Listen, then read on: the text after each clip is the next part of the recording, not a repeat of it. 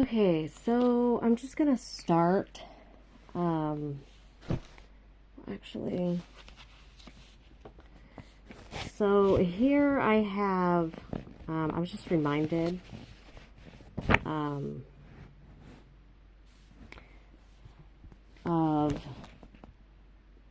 Oregon Department of Justice Attorney General Ellen F. Rosenblum.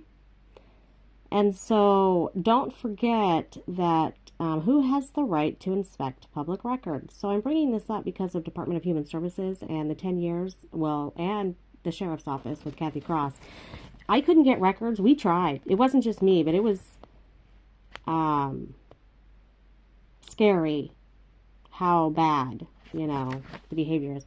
But I just want to make it clear. It says public bodies. Who is subject to public record laws? So the public record laws, apply to any public body in the state. A public body is broadly defined to include every state, officer, agency, department, division, bureau, board, and commission, every county, city, governing body, and so on and so on. So the definition includes any state agency, which means any state officer, department, board, commission, or court created by the Constitution. So I'm going to go on here. The point is private bodies. On its face, the public record law does not apply to private entities such as nonprofit corporations and so on. So, however, if this is the point, the entire point, that I'm bringing this up. So, if Department of Human Services is working with any company, tracks company, I don't know, whatever, and maybe it's they go through someone else to get certain information to do security, whatever. It doesn't matter. Anytime they interact with anybody, you're involved, it's about you have anything to do with it, you have a right to that record. And they will lie to you. In my case, I have been lied to, which is also a crime. We're going to get into that later. The law code's on some of that. But so it's like 6 a.m, you guys, and I'm really tired. I couldn't sleep, so I figured, I've been laying here for hours. I just figured, you know what, I'm just going to get started on this since I'm not going to get any sleep anyways.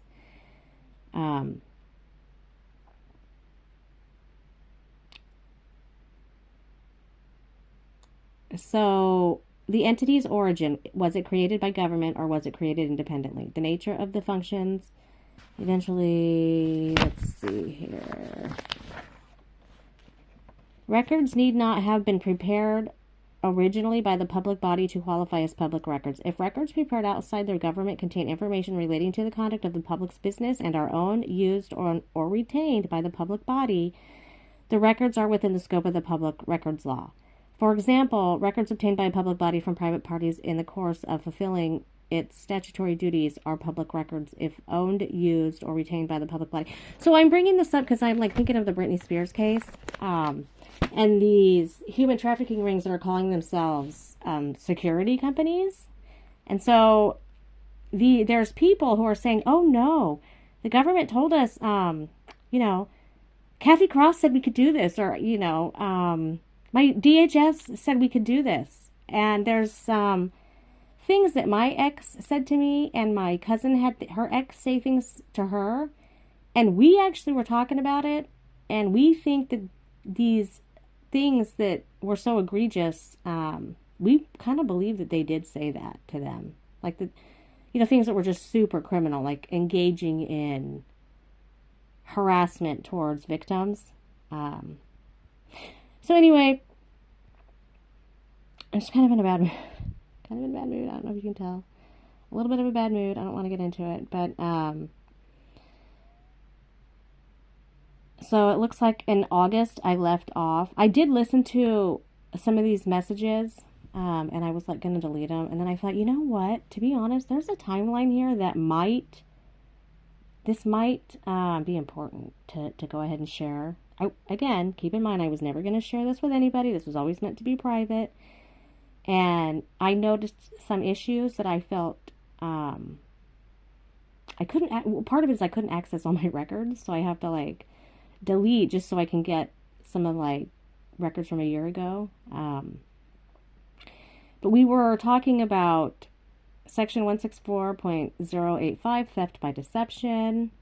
And then we were talking about, this is August, ORS 163269, victim assertion of defense of duress. So that's like if murder happens and you're like in a 10-year-long human trafficking thing and the only way out is something bad happens, that you actually are a victim and you can use the assertion of defense of duress.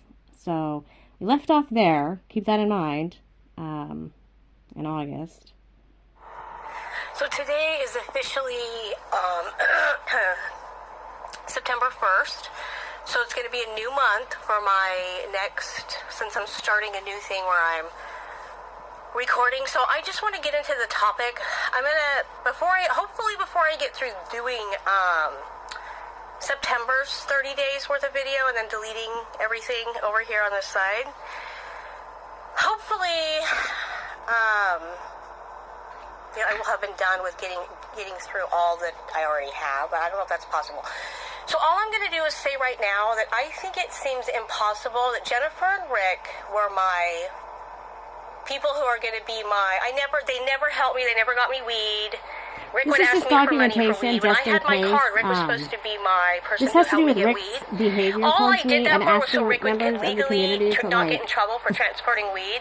I'm not sure. My mom's referring it to a security company, or she recently made comments like that. So, he went through all, he was obviously that opens up the sheriff asking, since she won't communicate with me, it appears she doesn't maybe understand that she's not allowed to. It seems impossible to me. I'm just going to document this right here. That it seems impossible to me that Rick and Jennifer were both monitor their accounts and then harass them over it. And so I've got years and years of this documented now, which makes it. It's a felony, unfortunately, and I do believe oh my God, you remind me of my brother. That was kind of a weird situation. I told you you look like him, and he used to be an ex-Jehovah's Witness. And then it's not going to stop unless we get I prosecuted.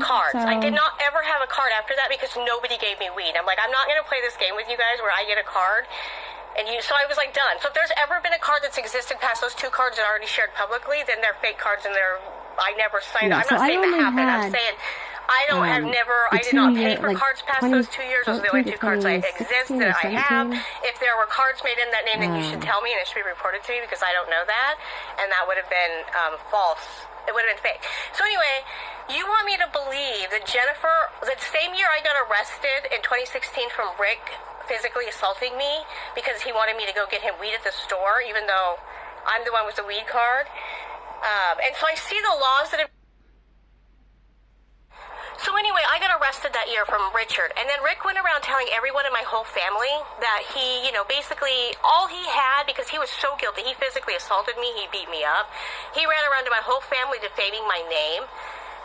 And this is when Rick was going through his divorce. So Rick said, Aunt Nancy's going to pay for me to get a lawyer. I've asked my mom about this. I asked my mom. So you think, so this is what I'm documenting.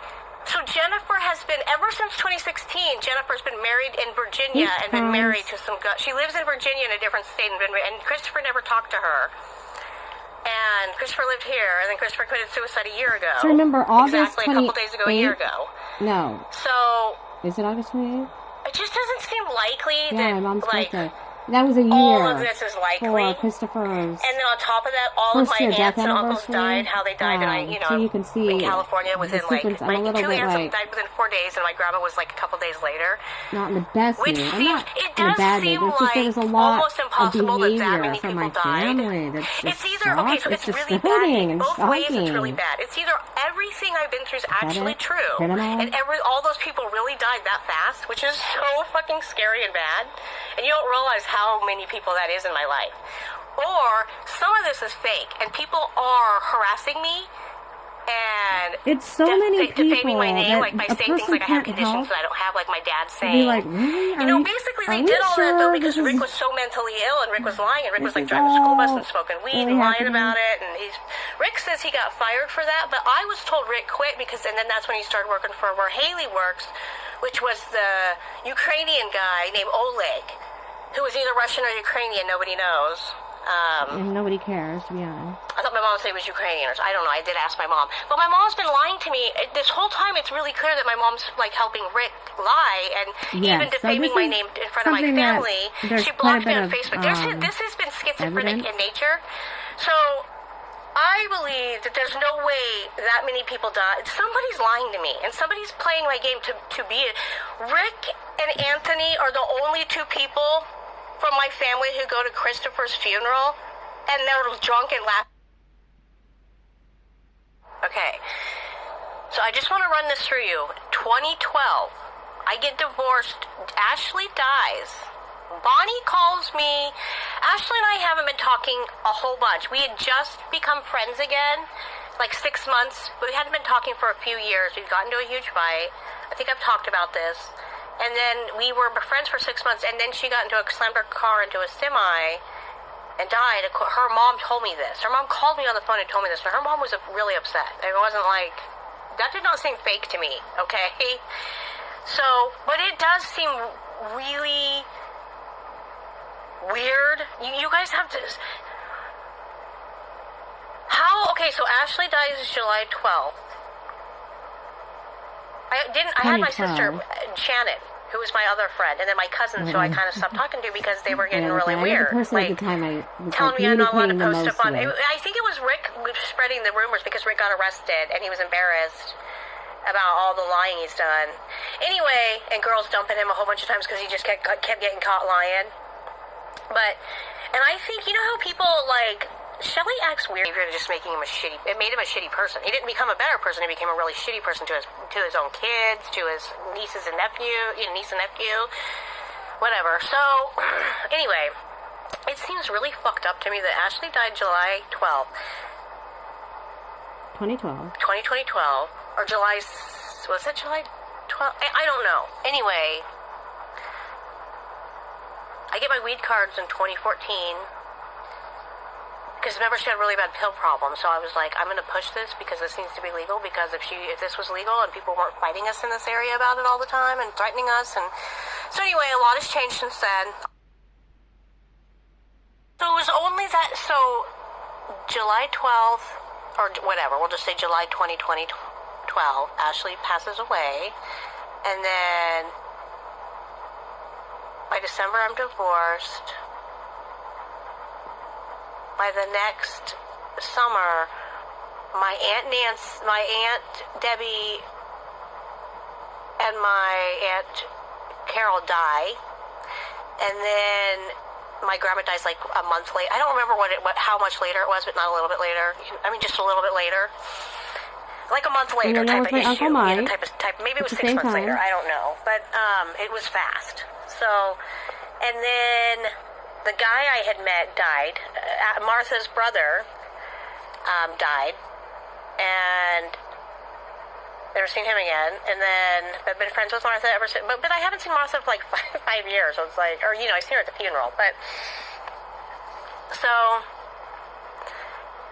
Shauna starts acting really weird at this time towards me, and I kind of start feeling really uncomfortable. Shauna's boyfriend, Peter, Ashley, kind of repeats back like what I said to my doctor in my doctor's appointment, which I did not tell anybody about. So it made no sense to me that he would repeat exactly what I said during my visit.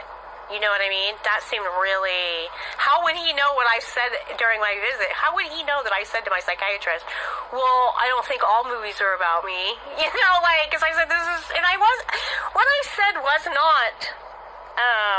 really that unusual. So people love to take things out of context in Douglas County, which is why I'm done with Douglas County and adding all. I cannot do care.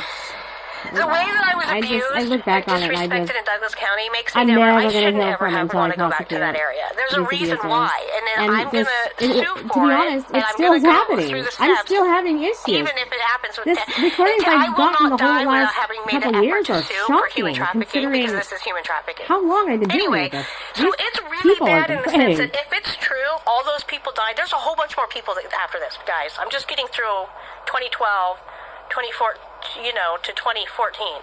There's all, like...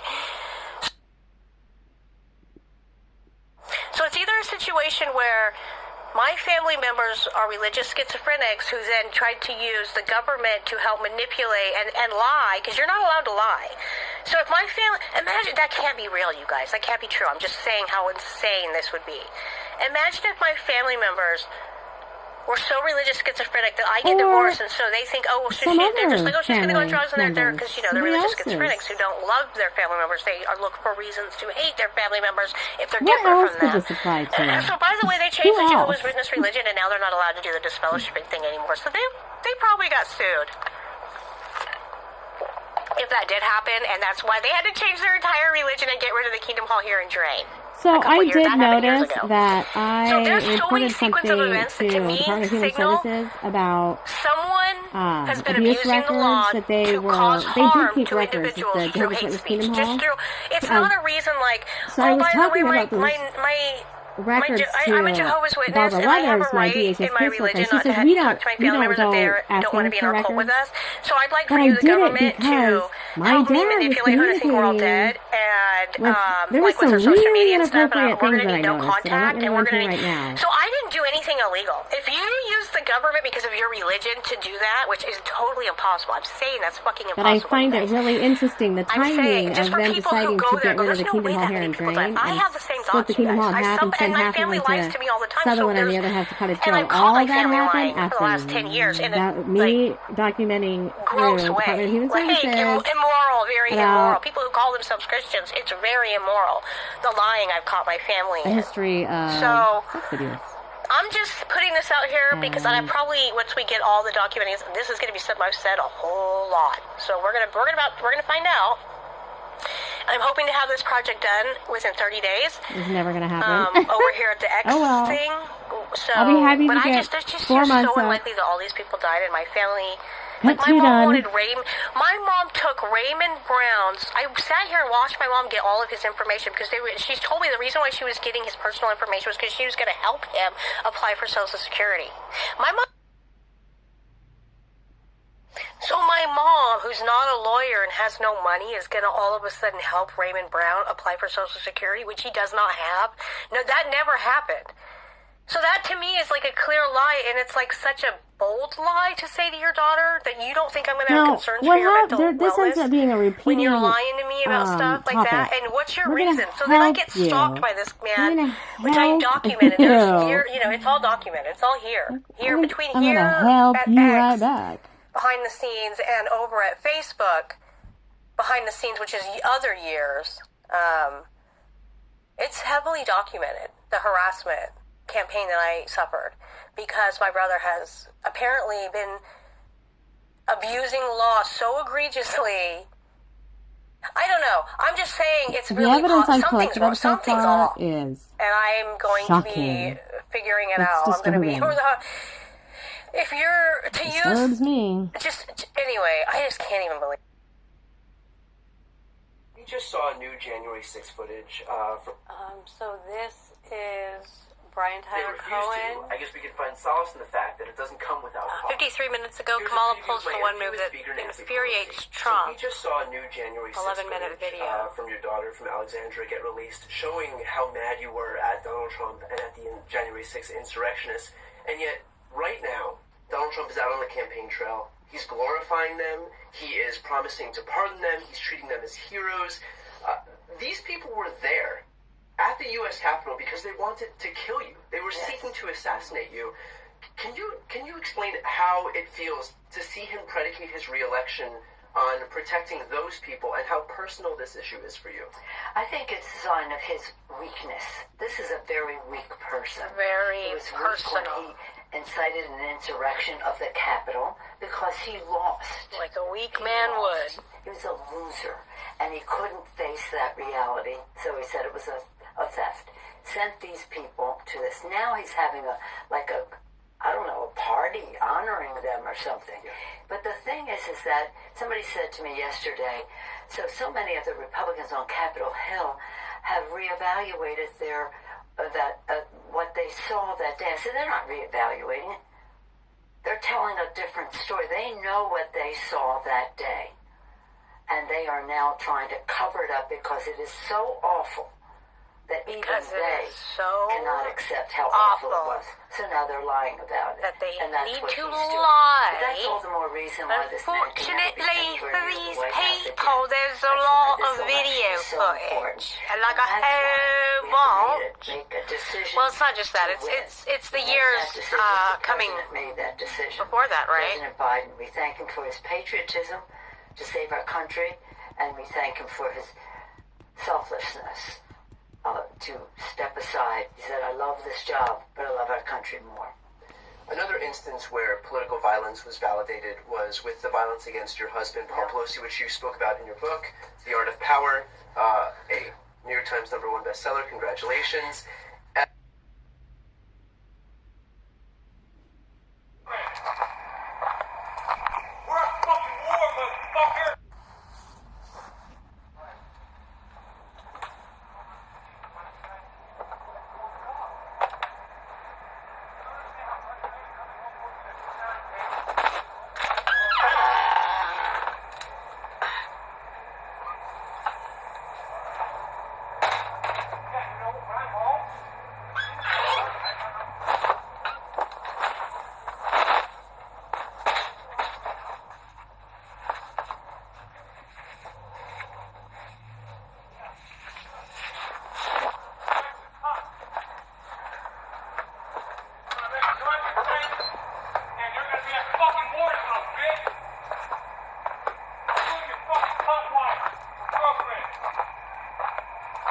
We're at fucking war, motherfucker!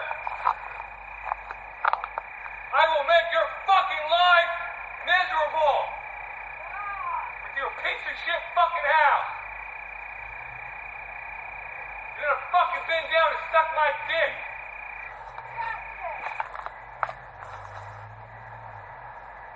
You're gonna shut your fucking dogs up.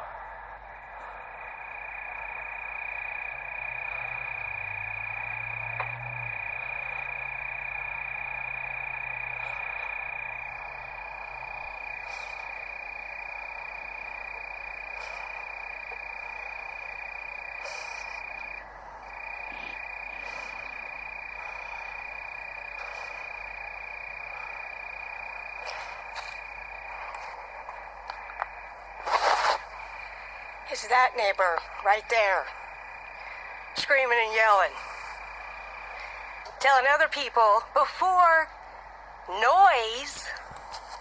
What is that called, that law about noise?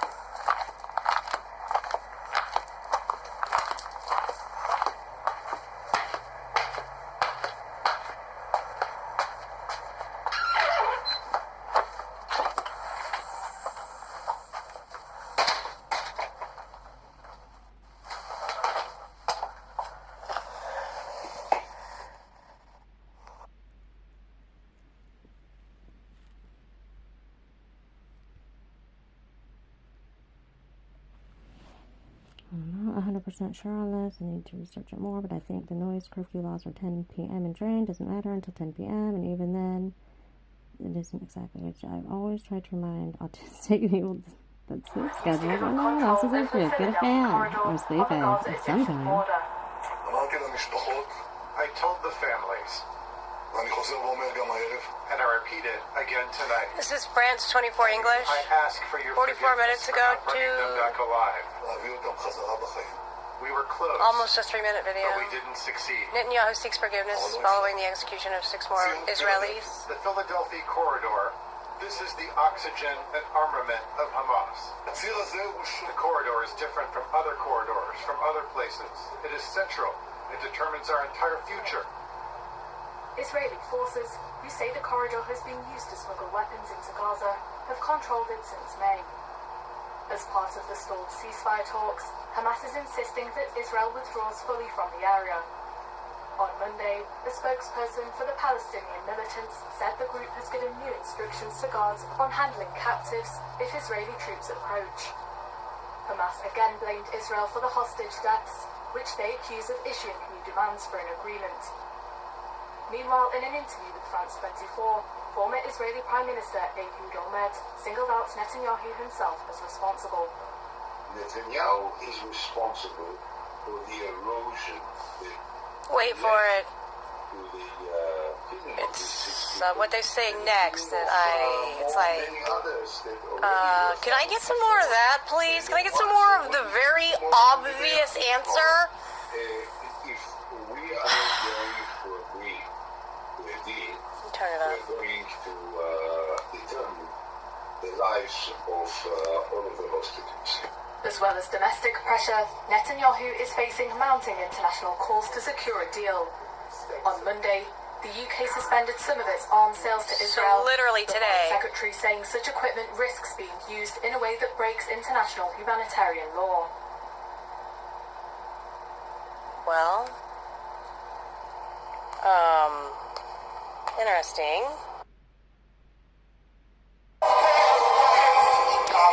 Anyways, have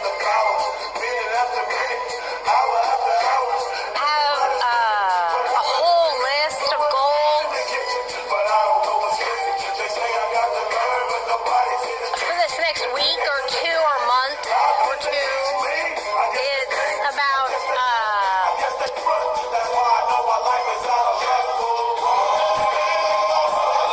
opening up my accounts and deleting a lot of access.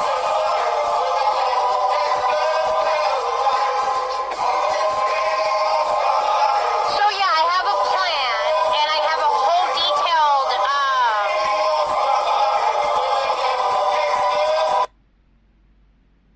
oh my god, I have to go poop so bad. My stomach's been bothering me, cramping, stomach cramps all day. I guess other people don't experience this type of pain, and so they don't really live in my world or understand but my stomach's bothering me today. I can't today. My stomach's I'm gonna have to go poop again. Oh my god, I have to go poop. Live in my world or understand but my stomach's bothering me today. I can't today. My stomach's I'm gonna have to go poop again. Oh my god, I have to go poop. A thing where I call the police or the non-emergency sheriffs, all this, and ask questions. So next, what I plan to do is go through a whole thing so that I can share this with the public later. For what do they call that? How did they even? What? It's in the public's best interest. Okay. Well, anyways, so that's my plan. I'm gonna go through a whole skew of law codes and my opinions, and we're gonna work it out and talk about it, and I'm gonna go 199.047, this means that, and I'm gonna the officer this, and then I'm gonna do this means that, and this means that, in my opinion, and so I'm gonna record it here first, and then, so we don't waste any officer's time, we're gonna get real specific about what the reason for me calling the officer about a law code is, right? So first, I'll document all that here. And, so we'll go through the law codes, we'll give an example, we'll do the thing. What's the difference between, first class and second class, felony A, felony B, felony C? It's gonna be a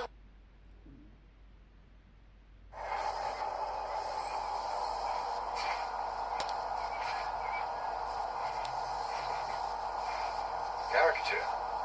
Perhaps best if my prophet doesn't see it. You intend to stay up there? I watched both. Last I remember of you, you were quite a little thing. A bit of pine cone wrapped in wool. Dragging with you wherever you went. Calling it Dash. Someone told you that Queen Victoria had a Cavalier King Charles Spaniel called Dash. You decided you wanted the same. You never persuaded to put any trousers on. Your bottom was always bare. I think that's all the memories I have. Thank you. If you could now forget them all. A pine cone. Dash. That sounds ridiculous. All these chicks are all about the place shouting, "Get that damn dog out of my house!"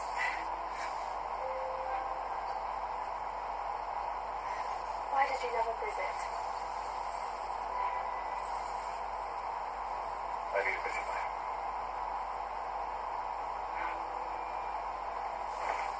Why did you never write? Could you have cared for that?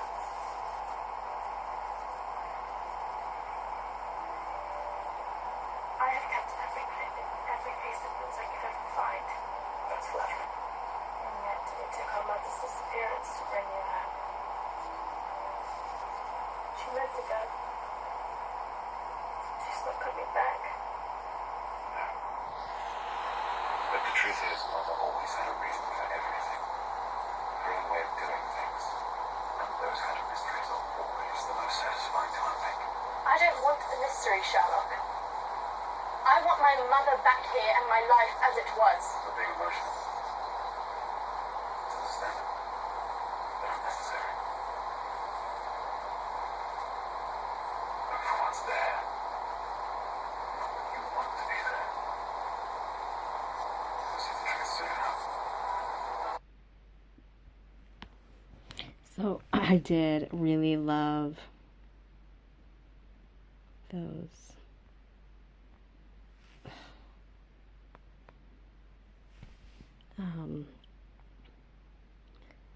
I did really like that.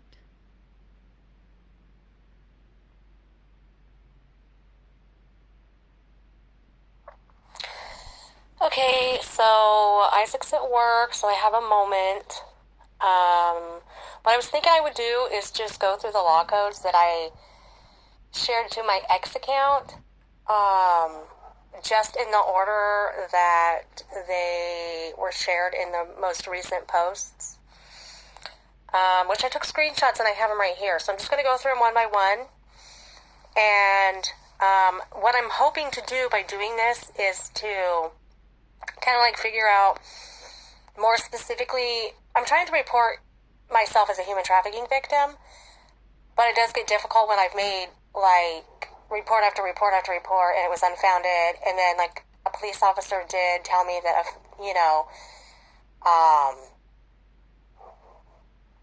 what is it, the 163.245 and 163.257, which are first and second degree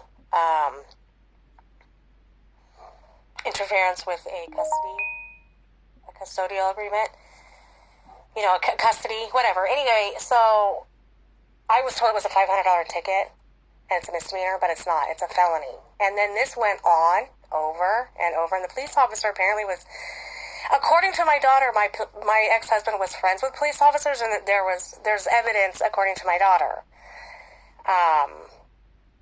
of some questionable stuff.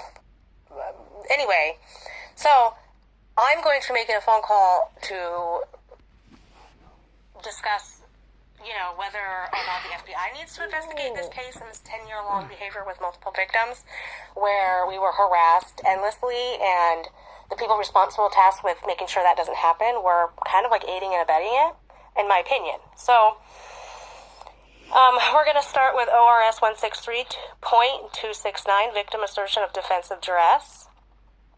So a person who is a victim of the crime in OR 163.263, subjecting another person to involuntary servitude in the second degree, 163.264, subjecting another person to involuntary servitude in the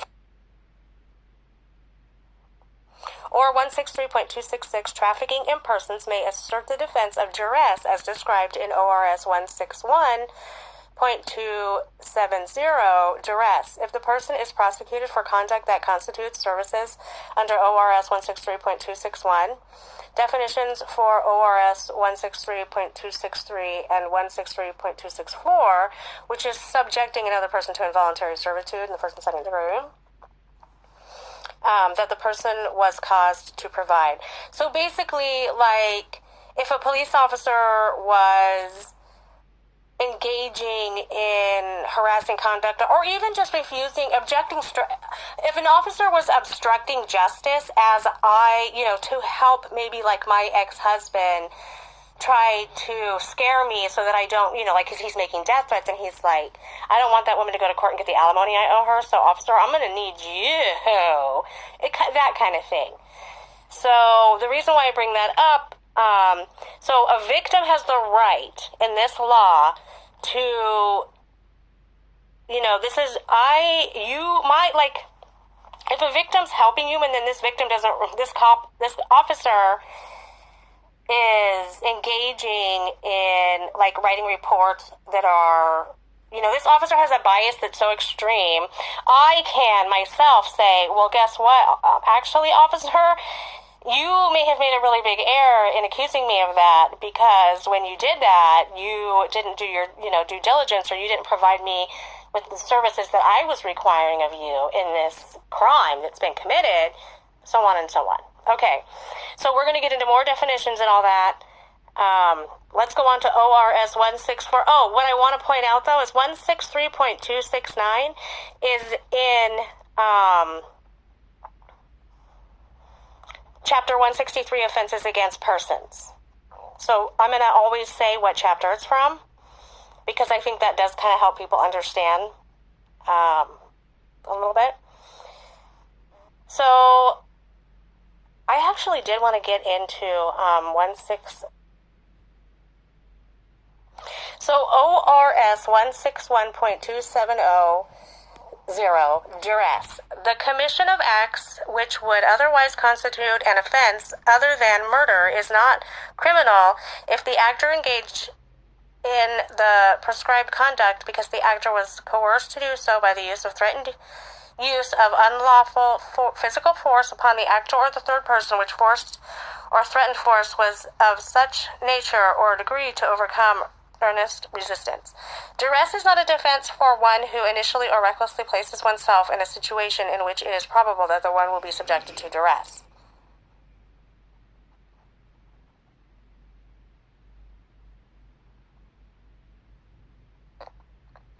It is not a defense that a spouse acted on the command of the other spouse unless the spouse acted under such coercion as would establish a defense under subsection. So this is chapter 161, general provisions. Burden of proof, definitions with respect to culpability, requirements of criminal liability. So in that chapter is what this comes from. So I'm going to go into ORS 164.085, theft by deception. So I also want to point out to you that this is in chapter 164, offenses against property.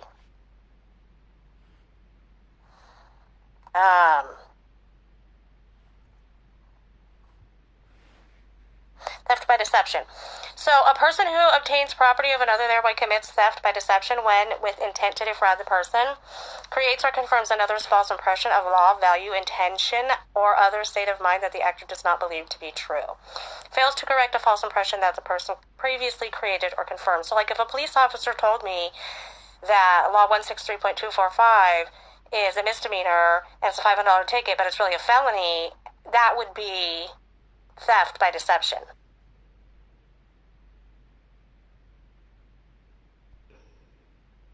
Or that would mean the officer really is really supposed to correct that. I think there's a law that says an officer, but we'll get to that.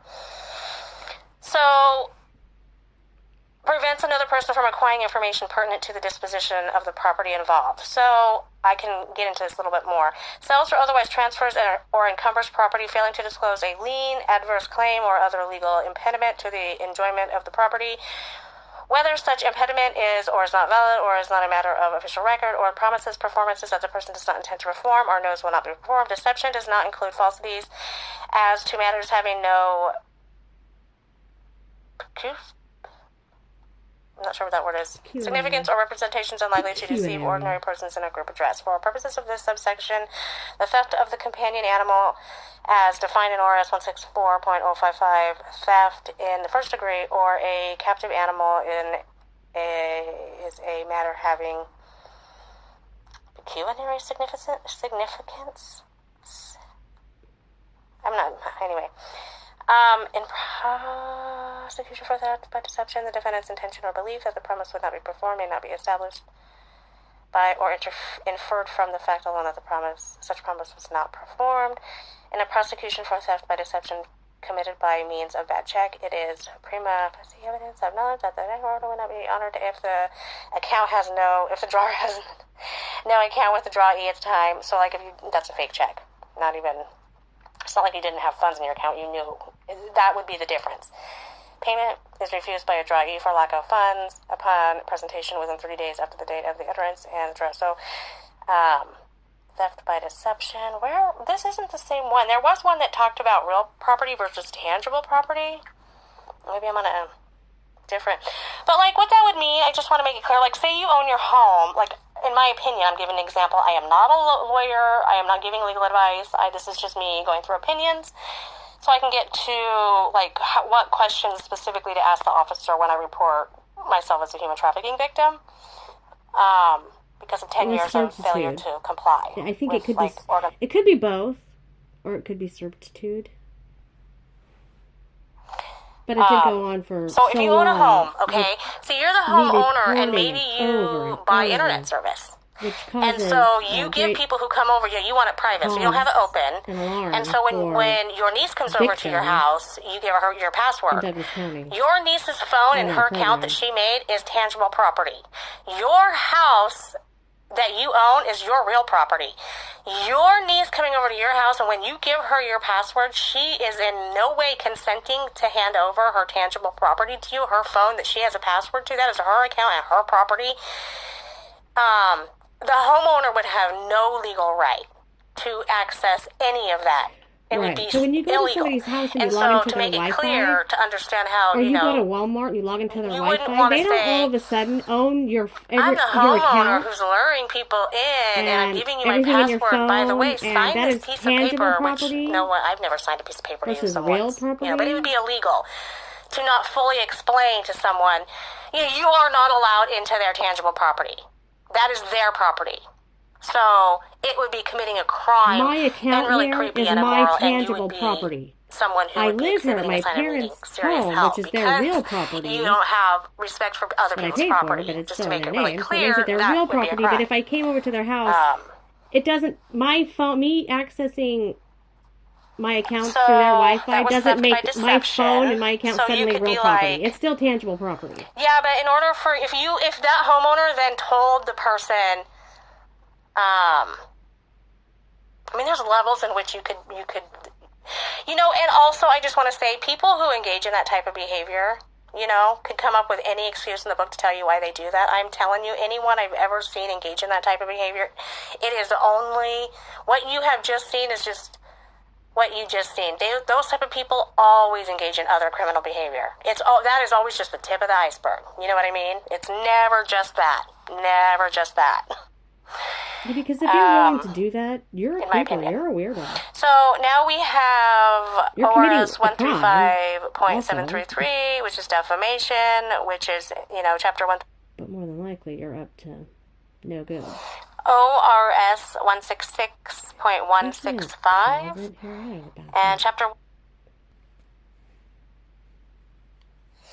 ORS 166.165 and Chapter 166 is offenses against public order, firearms, and other weapons racketeering. So, bias crime in the first degree. A person commits a bias crime in the first degree if the person intentionally, knowingly, or recklessly causes physical injury to another person because of the person's perception of the other person's race, color, religion, gender, identity, sexual orientation, disability, or national origin. With criminal negligence, causes physical injury to another person by means of deadly weapon because of the person's perception of the other person's race, religion, color, gender, identity, sexual orientation, disability, or national origin, or intentionally because of the person's perception of another person's race, color, religion, gender, identity, sexual orientation, disability, and national origin places another person in fear or imminent serious physical injury. So I would say a bias crime would be like if an officer told me that a felony crime is a misdemeanor and only a $500 ticket when it's actually a felony and like a $2,000 ticket or whatever. I would say that's a bias that why did this officer lie to me and then make me feel uncomfortable and fearful of trying to come forward and talk to an officer again because why are you lying to me about the law? You know what I mean? Why are you misleading? By the way, there's a law code for that. Bias crime in the second degree, ORS 166.155, bias crime in the second degree. A person commits crime in the second degree, tampers or interferes with property, having no right to do so, nor reasonable ground to believe that the person has such right, with the intent to cause substantial inconvenience to another person because of the person's perception of the other person's race, color, religion, gender identity, sexual orientation, disability, or national origin. Intentionally subjects another person to offensive physical contact because of the other person's perception of the religion, person's race, color, religion, gender identity, sexual orientation, disability, or national origin. Or like political beliefs, intentionally because of the other person's perception of race, color, religion, because that could be your religion, gender identity, sexual orientation, disability, or national origin of another person or of a member of the family. Display. Intentionally because of another person or of a member of the other person's family subjects the other person to alarm by threatening, A, to inflict serious physical injury upon or to commit a felony affecting the other person or a member of the other person's family. So, hello! B, to cause substantial damage to the property of the other person or of a member of the other person's family. 2, a bias crime in the second degree is a Class A misdemeanor. 3, as used in Section ORS 163-165, bias crime in the first degree. Gender identity means an individual's gender identity, related identity, appearance, expression, or behavior, regardless of whether the identity, appearance, expression, or behavior differs from that associated with the gender assigned to the individual at birth. B, property means any tangible personal property or real property. Okay, so this means like if you went to your family member's home, they gave them the password to the internet, and then they took your control of your phone and accesses of your account. That would be the reason why they took your property, even though they don't have a legal right to, is because there's something wrong with them where they have a bias against you so bad that they didn't even realize they were going to commit a crime against you. So that's a bias. It's still a crime, like a harassment crime on top of it, but this is also a crime. Because like the reason why you did this, dude, is because you have a bias against this person. So, let me see here. Or like in my example above, I have for ORS 166-165, bias crime in the first and second degree, 166.155. Anyway, an example of that would be like if you're exempt from jobs class. A very like aggressive behavior would be to seek someone out at their house and go visit them at a home visit, knowing they're exempt. Like, they don't have to go to job class, but you're going to aggressively go to their house and intimidate them and make them feel fearful of losing their services because you're going so far as to tell them that they have to show up for this program. You're going to go harass them at their own home, even though they're exempt, and the only thing you're supposed to be doing is telling them that they're exempt. What their exemptions are. Which, by the way, is now everyone except for, like, Portland area in Oregon. You're exempt. For the year of 2024, I think that says a lot about how out of control A, harasses or annoys another the behavior has been within the department. A, subjecting such other persons to offensive physical contact, or B, publicly insulting such other persons by abusive words or gestures in a manner intended and likely to provoke a violent response. B, subjects another to alarm by conveying a false report known by the conveyor to be false concerning death or serious physical injury to a person which report reasonably would be expected to cause alarm. Or C, subjects another to alarm by conveying a telephonic, electronic, or written threat to inflict serious physical injury on that person or to commit a felony involving that person or property of that person or any person's family, which threat reasonably would be expected to cause harm. A person is criminally liable for harassment if the person knowingly permits any telephonic or electronic device under the person's control to be used in violation of subsection.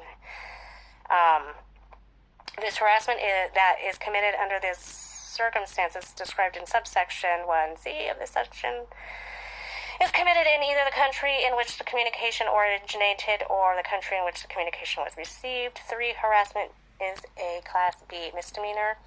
4, notwithstanding subsection 3 of this section, harassment is a Class A misdemeanor if the person violates A, subsection 1AA in this section by subjecting another person to offensive physical contact, and the offensive physical contact consists of touching the sexual or other intimate parts of the other person. The victim of the offense is a family or household member of that person, and the offense is committed in the immediate presence of or is witnessed by the person or the victim's minor child or stepchild or a minor child residing within the house of the victim or a subsection of this section, and the person has a previous conviction under subsection of this section, and the victim is of the current offense was the victim or the member of the family or victim of a previous offense. At the time the offense was committed, the victim was if at the time was protected by a stalking order, protective order, restraining order. See, those are all things I should have had, but because I was threatened with my children, with my life, officers weren't helping. Even my caseworkers, like there's a heavy amount of evidence that's like, if this is what you guys are doing, you're actually aiding and abetting human trafficking. You're not protecting victims from being harmed. You're aiding and abetting. Anyway. So I'm just going to point that. I'm going to get all the evidence. You can't just say that. You have to prove it. You know, in my opinion, I am the victim of a human trafficking case, crime. That doesn't mean everyone involved is going to be guilty for human trafficking. It means they're guilty of a bias and a harassment or this and a that, you know. Anyway. So we have at the time of the offense committed, the person was reasonably believed to be a victim under 18. Or more than 3 years younger than the person. Then we have the person conveyed a threat to kill the other person or any member of that family. The person expressed an intent to carry out that threat. A reasonable person would believe that the threat would be likely to follow the action. So the Oregon Criminal Justice Commission shall classify harassment as described in subsection 4AB of this section. The person class a misdemeanor under the rules of the commission. As used in this section, electronic threat means a threat conveyed by electronic mail, the internet, a telephone, text message, or any other transmission of information by wire, radio, optical cable, cellular system, electromagnetic system, or any other similar means. Family or household member has the meaning given that term in ORS 135.230. So for the purposes of subsection 4 of this section, an offense is witnessed if the offense is seen or directly perceived in any other manner by the minor child. So basically, say I have a counseling appointment and my counselor's like, you know, you really need to get this anger out. You know, what you might do is get a journal and just start writing about it, or maybe you have arthritis, so maybe you'll have to use an electronic journal in your phone. You can make an account and, you know, just get your feelings out.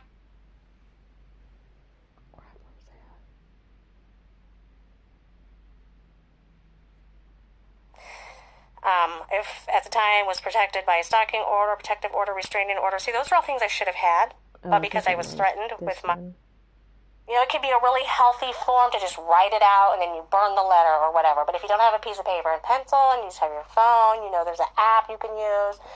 So say you, like, have an app and you're, like, getting your feelings out and you're, like, doing the thing you're recommended for counseling. But then, say your family member illegally seized your phone, like, property of your phone, your tangible property, through... whatever illegal means they did. Maybe they stole your phone. Maybe you went to their house and you used their internet and they have a system where they're like harassing, illegally causing harm to people through criminally harassing them by stealing their property, tangible property that they don't have any right to because I don't know. So say that family member does that, gets your things, and then it's like goes and takes your personal property that's yours ahead. They have no idea what you're writing or why they're doing it. They don't even talk to you about it. And then they're like, you know what, police? I stole this from my family member who came over to my house and used my internet. And I spent like 55 hours going through all their property in their phone. And I found these 3 things here in this notebook that I have no legal right to. But by the way, I also think she's maybe going to commit a crime. Because look, she wrote down how angry she is once about a bunch of crime that happened to her. So that would be an example of somebody, engaging in levels of harassment. So like a caseworker coming to my house to tell me that I have to participate in a jobs program, what really that caseworker is supposed to be telling me I'm exempt from that job program. That would be actually aggressive harassment because the person went all the way to go to your home and contact you, that's making contact. That's unwanted contact. Unwanted contact is specifically talked about in ORS 166.065. Unwanted contact is when a caseworker is so used to engaging in inappropriate behavior and not following Oregon state law that they're so comfortable with breaking rules that they will come to your home uninvited, unwarranted, have a conversation with your family members looking for you, but not mention anything about exemptions for having children under the age of 6 or whatever. So ORS 30.198, Civil Action for Intimidation. Chapter 30, Actions and Suits in Particular Cases. I might have forgot to do that a couple times, but Civil Action for Intimidation. ORS 30.198. I like this one. So,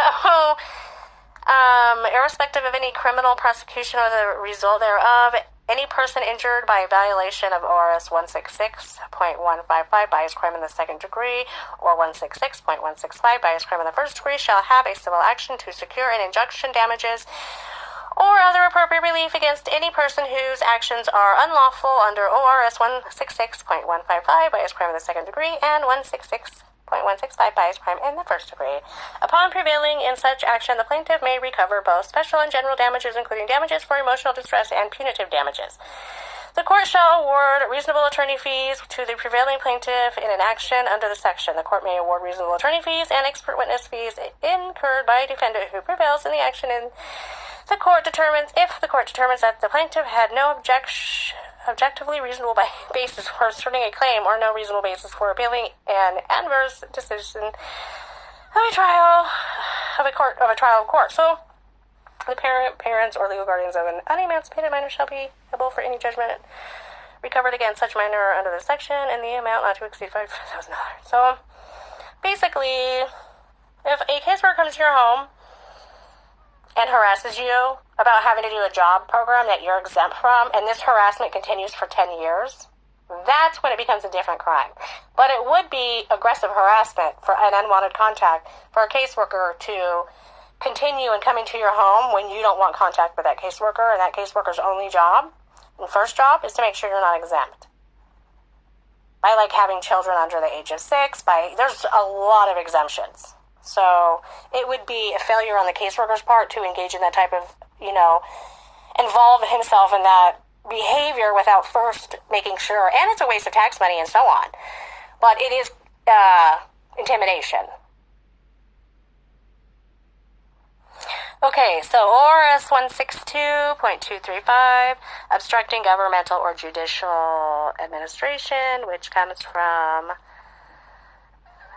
Chapter 162, Offenses Against the State and Public Justice. So,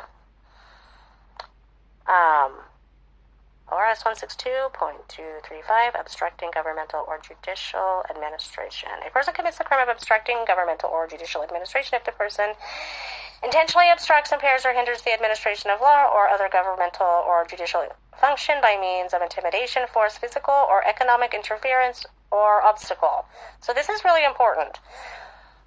With intent to defraud, engages in the business of or acts in the capacity of a notary public as defined in ORS 194.215 definitions without having received a commission as a notary public from the Secretary of State, or with intent to defraud, engages in the business of or acts in the capacity of a immigration consultant as defined in ORS 9.280, prohibition of on acting as immigration consultant in violation of ORS 9.160, bar membership required to practice law. This section shall not apply to the obstruction of unlawful government or judicial action or interfering with making of an arrest. Obstructing governmental or judicial administration is a Class A misdemeanor.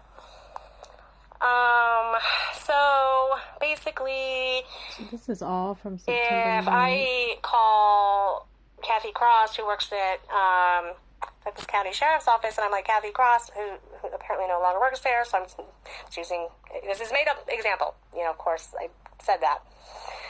So say I call her, I'm like, I need these records, and then she doesn't call me back. And I'm like, okay, I really need these records, and I've been waiting, and I call and I leave a message, no return. And they have like a 10-day business call. Then they have like if it's 15 days, then it's you're within this many days. So if this goes on for 10 years, and like, I'm like, okay, well, you were supposed to send me a fee, and I call, I'm like, will you give me a fee? And then like, I don't hear anything back. And then, so if 2 years went by, and then I personally would have interpreted that as intimidation. Okay, so I don't know where it cut me off, but I was explaining that if I'm trying to get records and those records aren't being forwarded to me, and I'm not receiving those records, I'm not giving a bill for those records, I'm not being told why I'm not getting those records. In my opinion, I took it as intimidation, but to me, I also took it as their obstructionists, as in they're aiding and abetting the crime. And that is how I interpreted it. I was really disgusted. I'm still disgusted to this day. I guess it's not a fake made-up situation. I was trying to go with that, but yeah, it really happened. So that would be an example of obstruction. Now we're going on to ORS 163.257, custodial interference in the first degree. A person commits the crime of custodial interference in the first degree if the person violates ORS 163.245, custodial interference in the second degree. And so you have to have committed it in the second degree and done this for it to be a first degree. Causes the person taken, enticed, or kept from the lawful custodian or in violation of a valid joint custody or to be removed from the state, or exposes that person to a substantial risk of illness or physical injury. Expenses incurred by the lawful custodial parent or a parent enforcing a valid joint custody order in locating and regaining physical custody of the person taken, enticed, or kept in violation of this section are economic damages for purposes of restitution under ORS 137.103. Definitions for ORS 137.101 to 137.109 to 137.110. Effect or restitution order on other remedies of victim. Custodial interference in the first degree is a Class B felony. So if I have a custody plan and I call the police and I'm like, yo, they have my kid and they won't bring her back, and she's supposed to be in school and she's not attending school, and the cops are like, yo, it's a $500 ticket, what do you want me to do about it? Sorry. Go cry, So if they do that, that would be, like a bias and harassment and, But the person who has the child and isn't giving me the child back is actually committing the crime. So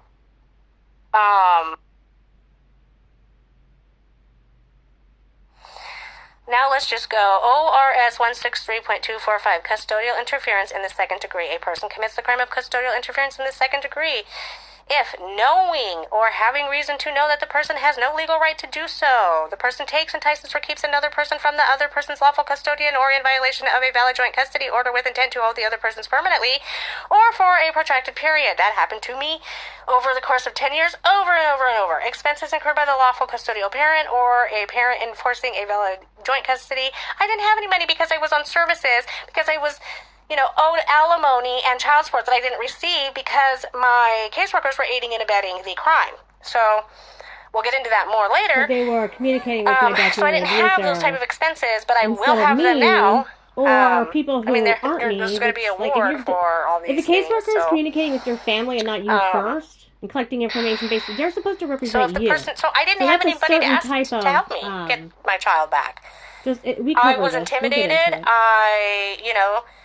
So expenses incurred by the lawful custodial parent or a parent enforcing a valid joint custody order in locating and regaining physical custody of the person taken, enticed, or kept in violation of this section are economic damages for the purposes or restitution under ORS 137. Okay, so the reason why this is a problem, custodial interference in the second degree is a Class C felony. It's still a felony.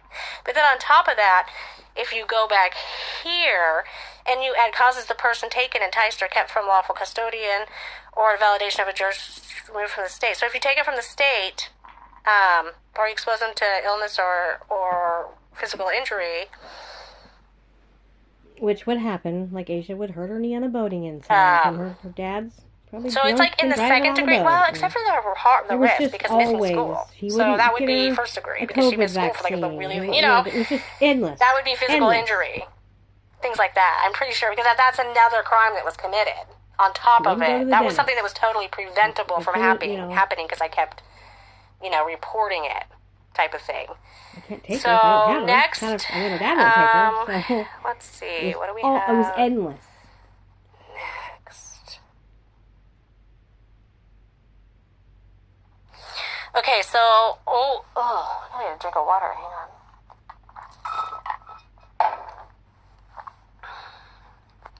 Okay. ORS 163.264, subjecting another person to involuntary servitude in the first degree. And of course, remember, this is Chapter 163, offenses against person. A person commits the crime of subjecting another person to involuntary servitude in the first degree if the person knowingly and without lawful authority forces to or attempts to force the other person to engage in services by causing or threatening to cause the death or serious physical injury to a person, or physically restraining or threatening to physically restrain a person. Subjecting another person to involuntary servitude is a first degree is a Class B felony. So like, if you're forced to do daycare, if my daughter's forced to do daycare instead of go to school, that's like, and then that goes on for like a lengthy amount of time. Or if I have to go get on services because I'm owed alimony and child support, but I'm being threatened my life if I go get what I'm owed. So I end up on services at Department of Human Services. And then at the Department of Human Services that I'm on the services for, because of being abused, my abuser goes in there and says, hey, by the way, I'm going to need you to answer questions for me about this woman who I owe money to, who she's on your services, who's got, gave birth to my children, I owe her money. I'm going to need you to get over here and work with me about, answer these questions, stuff like that. Okay. ORS 163.263, subjecting another person to involuntary servitude in the second degree. A person commits the crime of subjecting another person to involuntary servitude in the second degree if the person knowingly and without lawful authority forces or attempts to force the other person to engage in services by A. Abusing or threatening to abuse the law or legal process. That happened. B. Destroying, concealing, removing, confiscating, or possessing an actual or purported passport or immigration document or another actual or purported government identification document of a person. C. Threatening to report a person to a government agency for the purpose of arrest or deportation. D. So the person of arrest. That doesn't have to be, it could just be D. Threatening to collect an unlawful debt. Like, my husband coming and saying, oh, you have to give me this car that's in your driveway, you better give it to me. And coming over to my house and, like, harassing me about it, and, like, my kids, it being an issue with my custody, something like that. E. Instilling in another person a fear that the actor will withhold from the other person the necessities of life, including but not limited to lodging, food, and clothing. This is subjecting another person to involuntary servitude in the second degree. So, remember, it becomes first degree when you do this with. So, subjecting another person to involuntary servitude in the second degree is a Class C felony.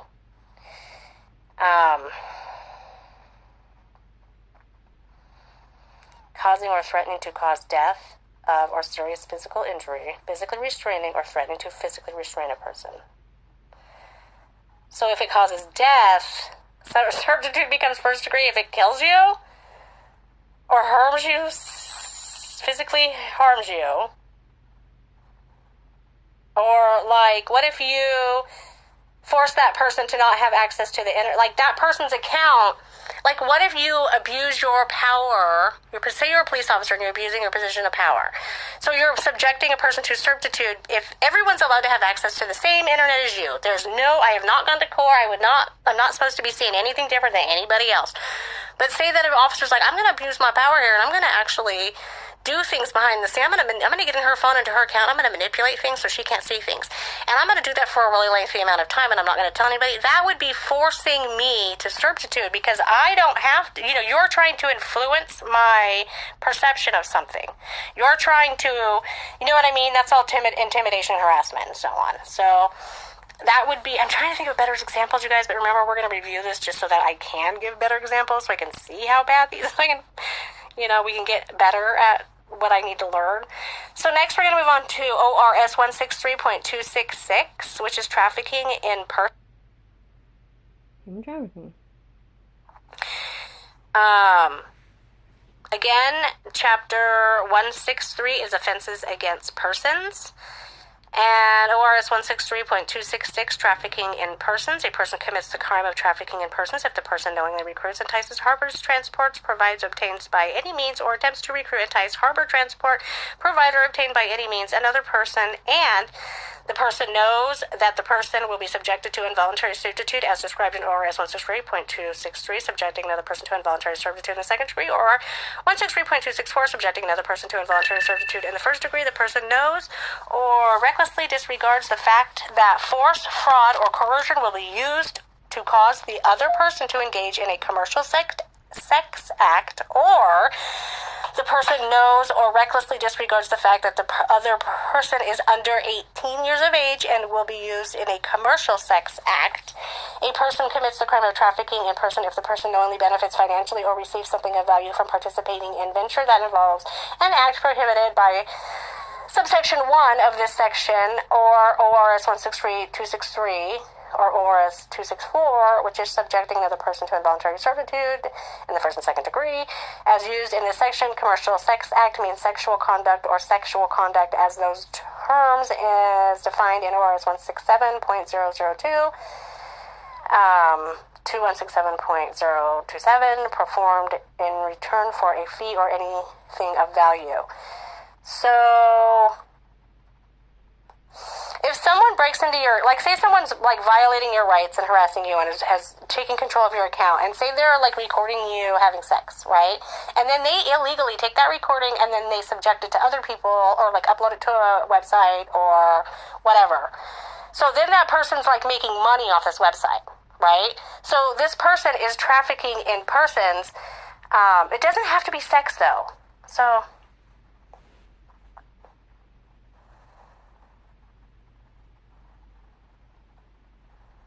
see, you know, yeah. So the sex part of it, just keep in mind, the sex part of it is a separate thing. You can.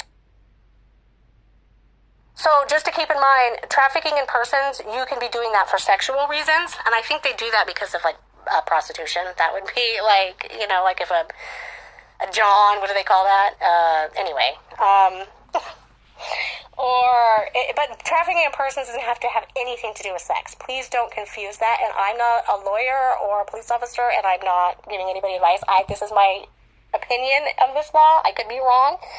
But my understanding is you could be trafficking in persons by just making money off them. It doesn't have to include sex. Okay, so I think white straight men really confuse a lot of these laws because of, because they're probably stupid, some of them, but. So just remember, if you're making any money, say you're like, you know what, I'm going to pay you money to go harass my family member. The person doing the harassing actually made money. So that, and then was committing a crime of harassment. So that's actually making money doing it. Do you see what I'm saying? So that would be trafficking in persons, because you're actually making money to commit crimes against people. So you're committing the crime, which is already illegal, but you're doing it because you're making money. Do you see? There's a little bit extra there. Okay, so we've gone through all the law codes that are just the ones I shared recently. I haven't added more. Maybe I will later. As I have to now go through and re-listen to all this, okay? And then be like, oh, okay. I need to figure out what this is about. So, anyway, that's what I'm going to do next. All right. So, intermission, and we can't share music, right? But just because I have to, by order of the Queen, the King, I need you to know that Cage the Elephant ain't no rest for the wicked.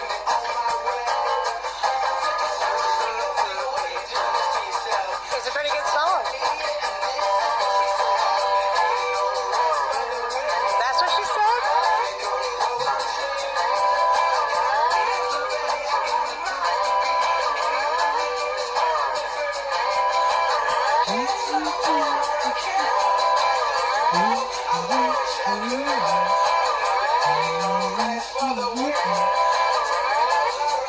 Cute.